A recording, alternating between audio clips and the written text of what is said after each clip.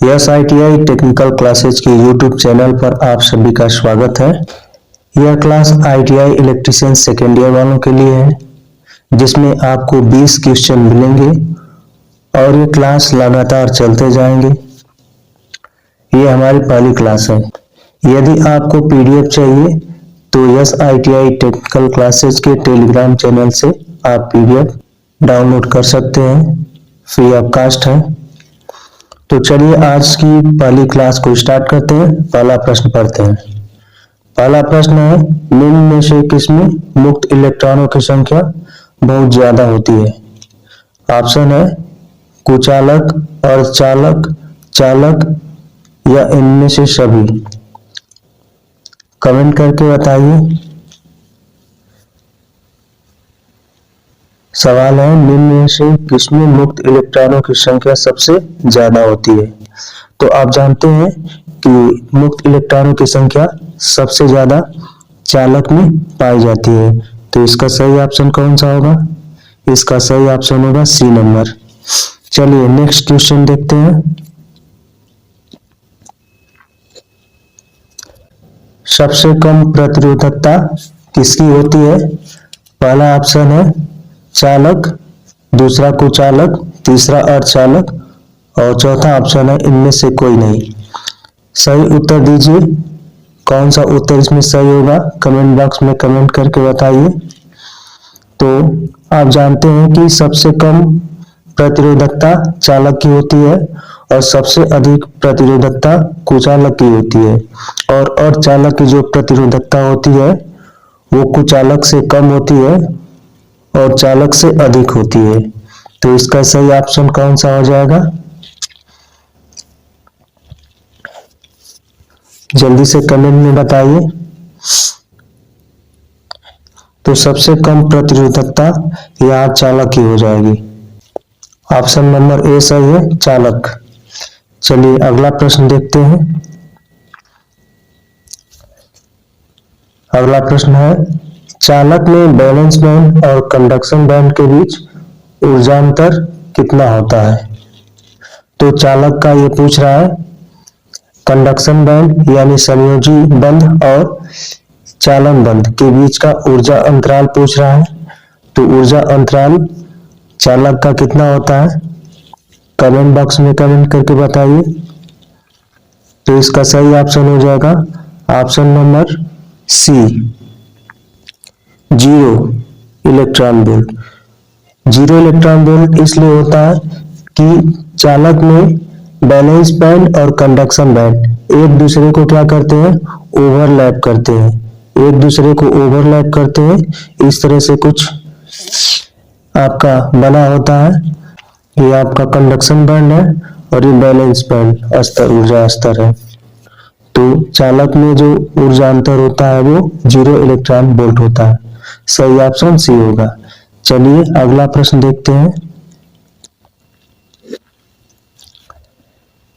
ताप बढ़ाने से चालक के प्रतिरोध पर क्या प्रभाव होगा?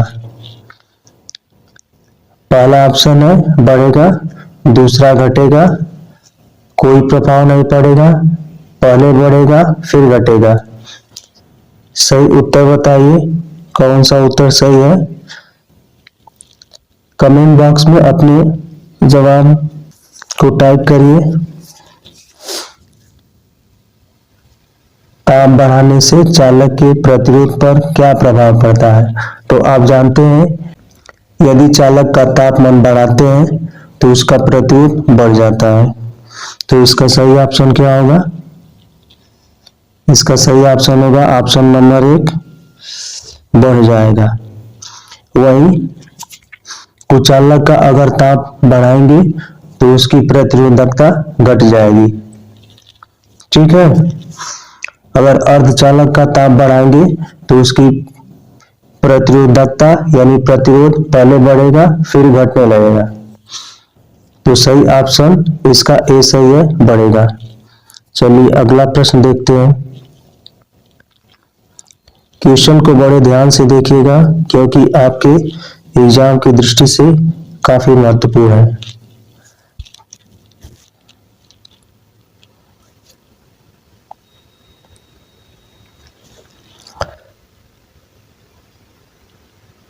चालक का ताप गुणांक क्या होता है? प्रश्न है चालक का तापमान गुणांक क्या होता है, यानी ताप गुणांक क्या होता है?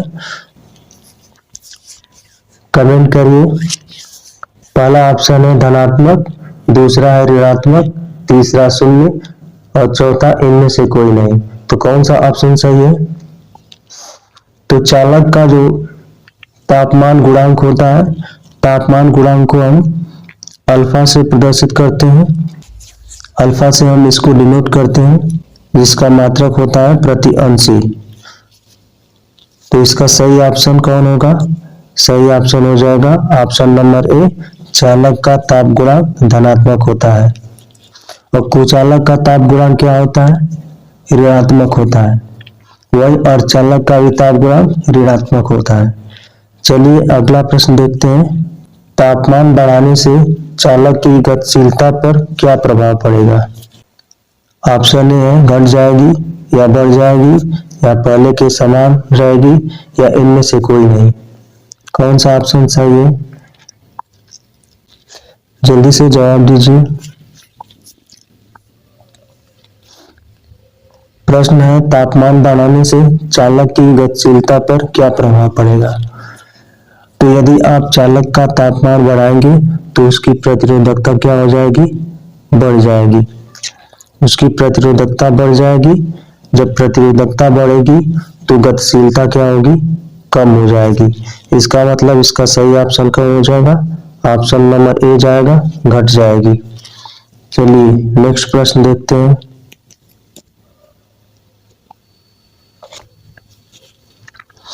नेक्स्ट प्रश्न है चालक में कौन सा बंध बनता है?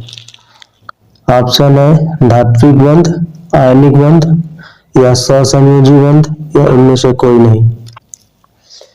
सही उत्तर बताइए कौन सा सही होगा। चालक में कौन सा बंध बनता है? तो इसका सही ऑप्शन होगा ऑप्शन नंबर ए, चालक में धात्विक बंध होता है। कौन सा बंध होता है? चालक में धात्विक बंध होता है।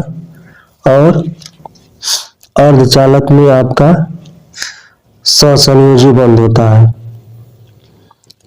और कुचालक में आयनिक बंध होता है। ठीक है, चलिए अगला प्रश्न देखते हैं। कुचालक के लिए ऊर्जा अंतर कितना होता है?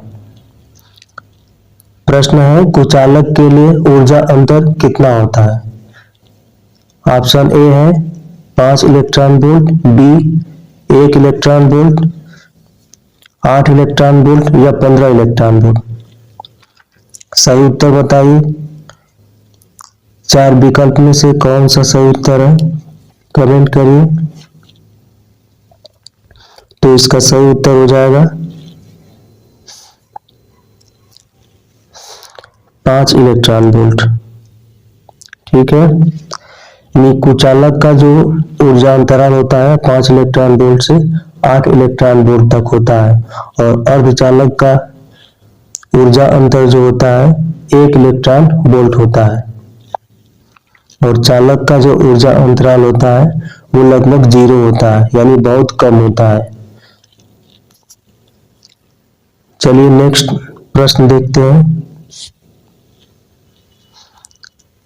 नेक्स्ट प्रश्न है कुचालक की प्रतिरोधकता चालक से होती है, यानी कुचालक की तुलना में चालक की प्रतिरोधकता होती है। ऑप्शन है बहुत ज्यादा, बहुत कम, शून्य या इनमें से कोई नहीं। सही उत्तर बताइए। कुचालक की प्रतिरोधकता चालक से होती है।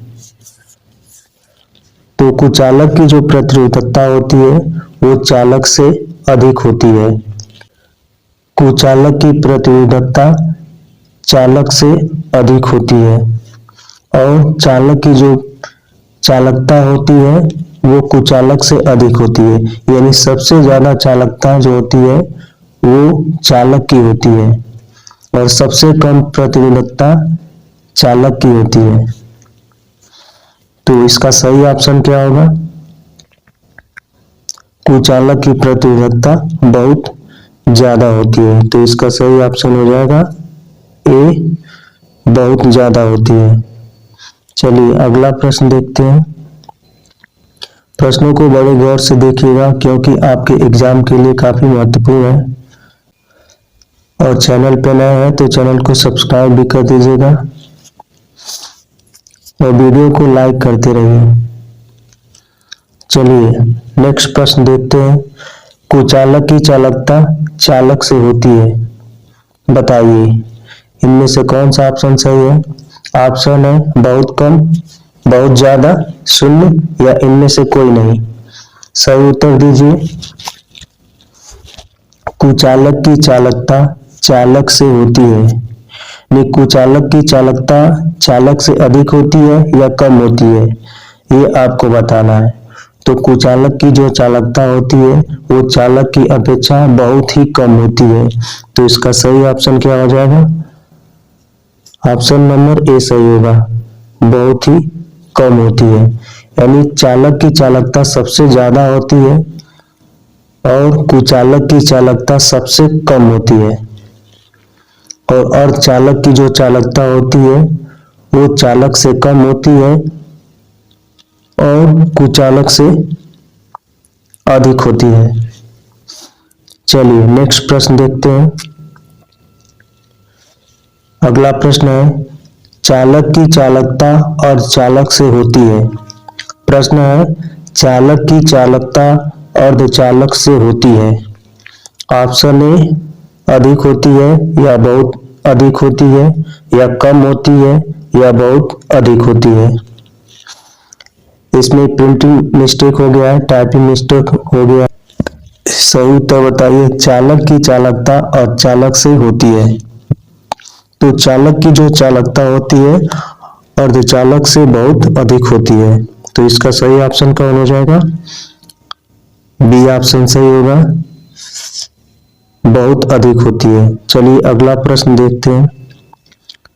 नेक्स्ट प्रश्न है कुचालक में मुक्त इलेक्ट्रॉनों की संख्या कितनी होती है। प्रश्न है कुचालक में मुक्त इलेक्ट्रॉनों की संख्या कितनी होती है। अधिक होती है या बहुत अधिक होती है, शून्य होती है या इनमें से कोई नहीं। सही उत्तर बताइए, कौन सा ऑप्शन सही होगा। बड़े गौर से सवाल को पढ़िए। प्रश्न है कुचालक में मुक्त इलेक्ट्रॉनों की संख्या कितनी होती है। तो कुचालक में मुक्त इलेक्ट्रॉनों की संख्या शून्य होती है। सही ऑप्शन सी हो जाएगा। और चालक में मुक्त इलेक्ट्रॉनों की संख्या सबसे अधिक होती है और अर्धचालक में मुक्त इलेक्ट्रॉनों की संख्या कुचालक से अधिक होती है और चालक से कम होती है। चलिए अगला प्रश्न देखते हैं। अगला प्रश्न है कुचालक में कौन सा बंध होता है। कुचालक में कौन सा बंध होता है, धात्विक बंध या आयनिक बंध या सहसंयोजी बंध या इनमें से कोई नहीं। सही उत्तर दीजिए। कुचालक में कौन सा बंध होता है। इससे पहले भी एक प्रश्न आया था, उसमें मैंने बताया भी था। तो सही उत्तर दीजिए। तो कुचालक में आपका कौन सा बंध होता है, आयनिक बंध होता है। कौन सा बंध होता है, आयनिक बंध होता है। और चालक में कौन सा बंध होता है, धात्विक बंध होता है। और चालक में कौन सा बंध होता है, सहसंयोजी बंध होता है। तो इसका सही उत्तर कौन हो जाएगा, ऑप्शन बी आयनिक बंध। चलिए अगला प्रश्न देखते हैं। नेक्स्ट प्रश्न अर्धचालक में एनर्जी गैप कितनी होती है। अर्धचालक में एनर्जी गैप कितनी होती है। सही उत्तर दीजिए। पहला ऑप्शन है 1 इलेक्ट्रॉन वोल्ट, दूसरा ऑप्शन 8 इलेक्ट्रॉन वोल्ट, तीसरा 5 इलेक्ट्रॉन वोल्ट और चौथा 0 electron volt. 1 electron volt, 8 electron volt, 5 electron volt या 0 इलेक्ट्रॉन वोल्ट। सही ऑप्शन कौन सा होगा, कमेंट बॉक्स में कमेंट करिए। तो इसका सही ऑप्शन कौन सा होगा? इसका सही ऑप्शन हो जाएगा 1 electron volt. Option number A सही होगा, 1 इलेक्ट्रॉन वोल्ट। और 5 इलेक्ट्रॉन वोल्ट किसका होता है? कुचालक का होता है। और 0 इलेक्ट्रॉन वोल्ट किसका होता है? चालक का होता है। यानी अर्धचालक की जो एनर्जी गैप होती है वो 1 इलेक्ट्रॉन वोल्ट होती है। चलिए अगला प्रश्न देखते हैं। अर्धचालक की प्रतिरोधकता कुचालक से होती है, बताइए कम होती है या अधिक होती है या समान होती है या इनमें से कोई नहीं? अर्धचालक की प्रतिरोधकता कुचालक की अपेक्षा कितनी होती है? तो अर्धचालक की जो प्रतिरोधकता होती है वो कुचालक की अपेक्षा कम होती है। तो सही ऑप्शन कौन सा हो जाएगा? इसका पहला ही ऑप्शन सही है, ऑप्शन नंबर ए कम होती है। ठीक है। और अर्धचालक की जो प्रतिरोधकता होती है वो चालक से अधिक होती है।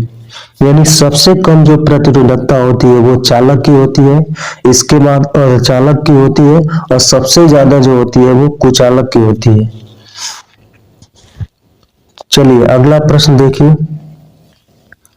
प्रश्नों को बड़े ध्यान से देखिए और अच्छे से सभी ऑप्शन को पढ़िए, तब उत्तर दीजिए और कमेंट बॉक्स में कमेंट करते रहिए। तो प्रश्न है, अर्धचालक का प्रतिरोध चालक की तुलना में कितना होता है? अर्धचालक का प्रतिरोध चालक की तुलना में कितना होता है? ज्यादा होता है, कम होता है, एक समान होता है या शून्य होता है? सही ऑप्शन कौन सा होगा?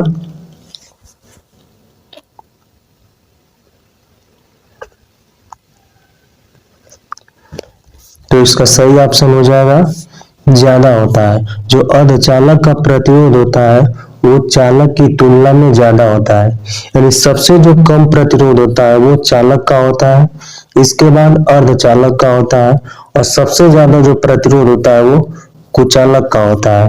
यानी चालक की तुलना में अर्धचालक का जो प्रतिरोध होता है वो ज्यादा होता है। तो इसका ऑप्शन नंबर ए सही है। चलिए अगला प्रश्न देखिए। आपका अगला प्रश्न है, अर्धचालक का प्रतिरोध ताप गुणांक क्या होता है? अर्धचालक का प्रतिरोध ताप गुणांक क्या होता है? पहला ऑप्शन है धनात्मक ऋणात्मक या धनात्मक ऋणात्मक दोनों होता है या इनमें से कोई नहीं होता है। ऑप्शन है धनात्मक होता है या ऋणात्मक होता है या धनात्मक ऋणात्मक दोनों होता है या इनमें से कोई नहीं। सही ऑप्शन कौन सा होगा? सही उत्तर कौन सा होगा? कमेंट करिए, जवाब दीजिए जल्दी से। तो देखिए चालक का जो प्रतिरोध ताप गुणांक होता है वो आपका धनात्मक होता है, लेकिन कुचालक और अर्धचालक का जो प्रतिरोध ताप गुणांक होता है वो क्या होता है? ऋणात्मक होता है। तो इसका सही ऑप्शन कौन हो जाएगा? ऑप्शन नंबर बी ऋणात्मक होगा। और चालक का प्रतिरोध ताप गुणांक क्या होता है? धनात्मक होता है। ठीक है, तो ऑप्शन नंबर बी सही है।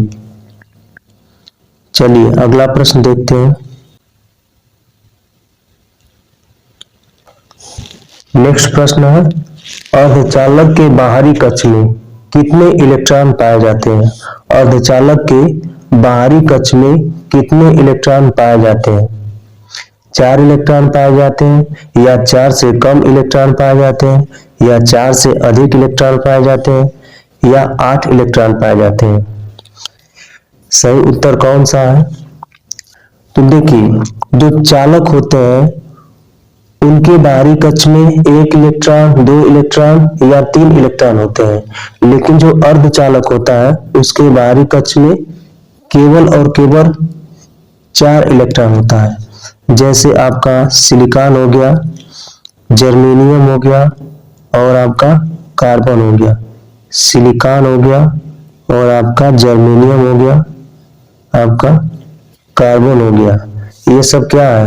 अर्धचालक की श्रेणी में आते हैं तो इनके बाहरी कक्ष में 4 इलेक्ट्रॉन होते हैं, 4 इलेक्ट्रॉन होते हैं। ठीक है। और जो आपके कुचालक होते हैं उनके बाहरी कक्ष में 4 से अधिक इलेक्ट्रॉन होते हैं। ठीक है। और जिसके बाहरी कक्ष में 8 इलेक्ट्रॉन होते हैं उनका अष्टक पूरा होता है। तो इसका सही ऑप्शन ए होगा, 4 इलेक्ट्रॉन होते हैं। चलिए नेक्स्ट प्रश्न देखते हैं। प्रश्नों को बड़े गौर से देखिए और अच्छे से सभी विकल्प को पढ़िए, तभी आप आंसर दीजिए। नेक्स्ट प्रश्न है, चालक के बाहरी कक्ष में कितने इलेक्ट्रॉन पाए जाते हैं? चालक के बाहरी कक्ष में कितने इलेक्ट्रॉन पाए जाते हैं? आशा करता हूं आप लोगों को उत्तर पता होगा, क्योंकि इससे रिलेटेड इससे पहले वाला प्रश्न था। तो ऑप्शन सुन लीजिए, 4 इलेक्ट्रॉन होते हैं, या 4 से अधिक इलेक्ट्रॉन होते हैं, या 4 से कम इलेक्ट्रॉन होते हैं, या इनमें से कोई नहीं। तो सही ऑप्शन दीजिए, जल्दी से उत्तर दीजिए। तो देखिए, जो आपका अर्धचालक होता है उसके बाहरी कक्ष में 4 इलेक्ट्रॉन होते हैं, और जो आपका कुचालक होता है उसके बाहरी कक्ष में 4 से अधिक इलेक्ट्रॉन होते हैं। तो चालक के बाहरी कक्ष में 4 से कम इलेक्ट्रॉन होंगे, यानी चालक के बाहरी कक्ष में 1 इलेक्ट्रॉन पाए जाते हैं, 2 इलेक्ट्रॉन पाए जाते हैं और 3 इलेक्ट्रॉन पाए जाते हैं। तो जितने भी तत्व हैं जिनके बाहरी कक्ष में 1 इलेक्ट्रॉन, 2 इलेक्ट्रॉन और 3 इलेक्ट्रॉन पाए जाते हैं वो चालक की श्रेणी में आते हैं। जैसे आपका कॉपर हो गया, एल्यूमिनियम हो गया, ये सब चालक की श्रेणी में आते हैं। तो इसका सही ऑप्शन क्या हो जाएगा? सी ऑप्शन सही है इसका, 4 से कम होता है। और 4 से अधिक किस में होता है? कुचालक में होता है। और 4 किसके लिए है? अर्धचालक। तो अर्धचालक के बाहरी कक्ष में 4 इलेक्ट्रॉन होते हैं, कुचालक के बाहरी कक्ष में 4 से अधिक इलेक्ट्रॉन होते हैं, और आपके चालक के बाहरी कक्ष में 4 से कम इलेक्ट्रॉन होते हैं, अर्थात 1, 2, 3 इलेक्ट्रॉन होते हैं। ठीक है। चलिए अगला प्रश्न देखिए, और आज की क्लास का ये अंतिम प्रश्न है, और ये आपकी पहली क्लास है, और इसका फीडबैक भी आप लोग दीजिएगा। आप लोगों को क्लास ये कैसी लग रही है? ये सीरीज चलती रहेगी। इस सीरीज का नाम है 2020 सीरीज, जिसकी आपको प्लेलिस्ट भी मिल जाएगी। चैनल पे आप लोग जाइएगा और प्लेलिस्ट ऑप्शन में खोजेंगे तो ये प्लेलिस्ट मिल जाएगा। ठीक है। ये सेकेंड ईयर के जितने भी विद्यार्थी हैं उनकी ये क्लास है। तो चलिए पहले प्रश्न देख लेते हैं। अशुद्ध अर्धचालक बनाने में किस प्रकार की अशुद्धि मिलाई जाती है? अशुद्ध अर्धचालक बनाने में किस प्रकार की अशुद्धि मिलाई जाती है? त्रिसंयोजी, पंचसंयोजी, या त्रिसंयोजी और पंचसंयोजी दोनों, या इनमें से कोई नहीं। ऑप्शन है पहला त्रिसंयोजी, दूसरा ऑप्शन है पंचसंयोजी, तीसरा ऑप्शन है त्रिसंयोजी या पंचसंयोजी दोनों, या इनमें से कोई नहीं। तो सही उत्तर दीजिए, कमेंट करते रहिए। तो देखिए, जो शुद्ध अर्धचालक होते हैं उनमें बाहर से अशुद्धि मिलाई जाती है, उनमें बाहर से इम्प्योरिटी मिलाई जाती है, तभी वो एक अच्छे चालक के रूप में कार्य करते हैं। यानी शुद्ध अर्धचालक में जब इम्प्योरिटी मिलाते हैं तो शुद्ध अर्धचालक की चालकता बढ़ जाती है, और अर्धचालक की चालकता बढ़ाने के लिए ही अशुद्धि मिलाते हैं, और अशुद्धि के रूप में हम त्रिसंयोजी तत्व और पंच संयोजी तत्व मिलाते हैं। तो त्रिसंयोजी तत्व में आपका जो पहला तत्व होता है वो आपका होता है बोरान, और दूसरा जो तत्व होता है वो होता है आपका एल्युमिनियम, तीसरा जो होता है आपका गैलियम होता है, और चौथा जो तत्व होता है वो इंडियम होता है। तो ये आपके जो तत्व हैं वो त्रिसंयोजी तत्व कहलाते हैं, ठीक है। और पंच संयोजी जो तत्व होते हैं वो आपके नाइट्रोजन होता है, आपका फास्फोरस होता है, बिस्मथ होता है और आर्सेनिक होता है। तो ये सारे जो तत्व हैं ये पंच संयोजी तत्व के रूप में जाने जाते हैं। यानी पंच संयोजी तत्व का मतलब जिस तत्व के बाहरी कक्ष में 5 इलेक्ट्रॉन पाए जाते हैं उन्हीं को पंच संयोजी तत्व कहते हैं, और जिन तत्वों के बाहरी कक्ष में 3 इलेक्ट्रॉन पाए जाते हैं उन्हें त्रिसंयोजी तत्व कहते हैं। तो अशुद्ध अर्धचालक बनाने के लिए शुद्ध अर्धचालक में त्रिसंयोजी और पंच संयोजी दोनों प्रकार के तत्व मिलाए जाते हैं। तो इसका सही ऑप्शन क्या हो जाएगा? तो इसका सही ऑप्शन हो जाएगा ऑप्शन नंबर सी, त्रिसंयोजी एवं पंच संयोजी। तो आज की क्लास एंड होती है, ये आपकी पहली क्लास थी।